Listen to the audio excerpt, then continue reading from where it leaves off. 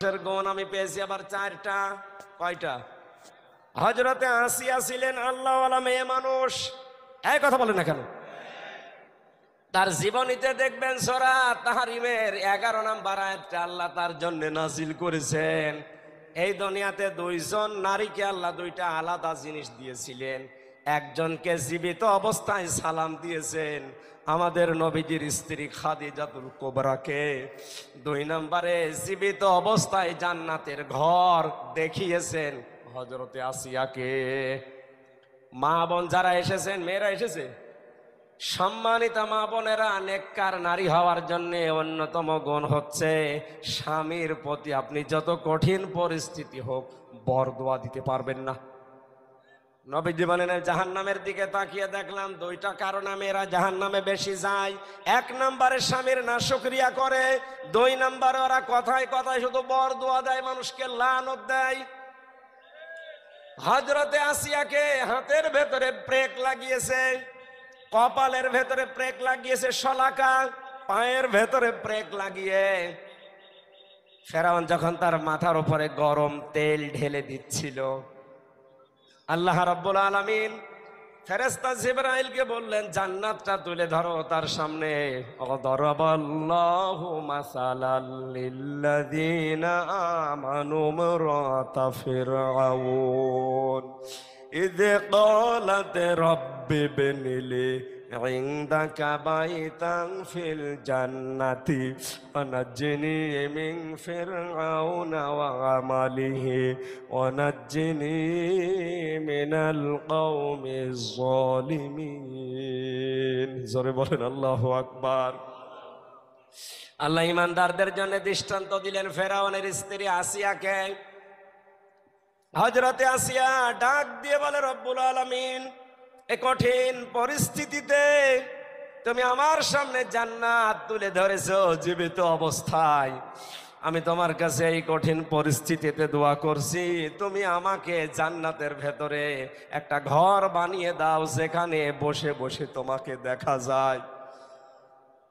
আপনি চিন্তা করেন, এত কঠিন পরিস্থিতি, হাতে পায়ে কপালে ব্রেক, মাথার উপরে গরম তেল ঢালা হচ্ছে। তিনি স্বামীর জন্য ওই মুহূর্তেও বরদোয়া দেননি।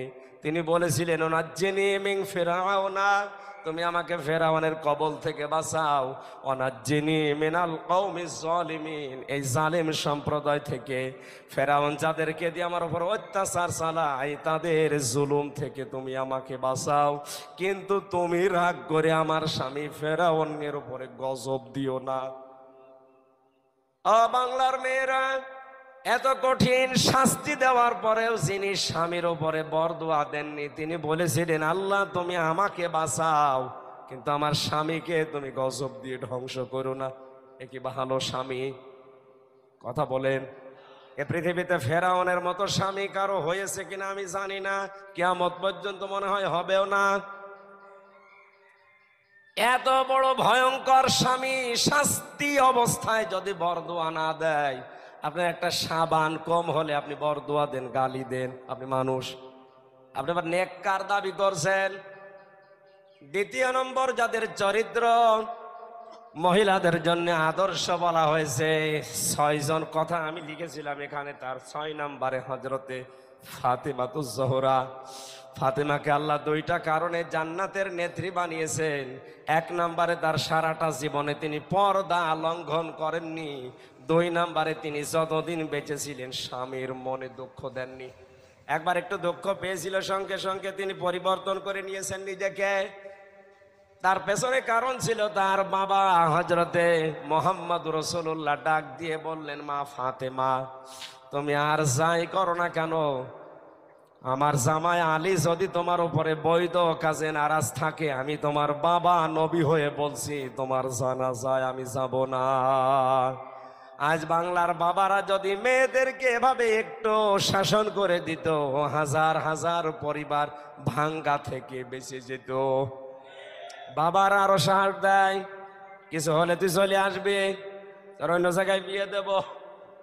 এক মেয়ে বিয়ে দিবা কয় জায়গায়? মালের যে 9টা ব্যাখ্যা আমার গলায় বাস্তবতার দিকে তাকিয়ে আমি যেতে পারছি না। প্রথমে ফ্যানটা দিয়ে আমার অবস্থা খারাপ করে দিয়েছে, এমনি শরীর চলছে না। আচ্ছা, এই যে বন্ধ করতে বলবো আমারও মনে ছিল না। আমি মালগুলোর পুরা ব্যাখ্যা, মাল মানে কি উল্টা পাল্টা দিকে নিয়ে যাবেন না। হ্যাঁ, মাল মানে সম্পদ, এটা আবার 9 প্রকার। প্রথমে 1 প্রকার মালের নাম নবীজি জানিয়েছেন, দুনিয়ার সবই মাল, সবই সম্পদ। উত্তম সম্পদ নেককার মহিলা। নেককার মহিলা কোনোদিন স্বামীকে বরদোয়া দেয় না। স্বামী যে কাজে খুশি থাকে, জায়েজ হলে ওই কাজে ওই মহিলা খুশি থাকে। স্বামীর সম্পদ এবং সন্তানকে ইসলামের পথে চালানোর জন্য চেষ্টা করে, আর স্বামীকে খুশি রাখার জন্য নিজের সর্বোচ্চ বিলিয়ে দেয়। আল্লাহ যেন মেয়েদেরকে ফাতেমার মতো হওয়ার তৌফিক দেন, আমিন। মা বোন যারা নামাজ পড়েন,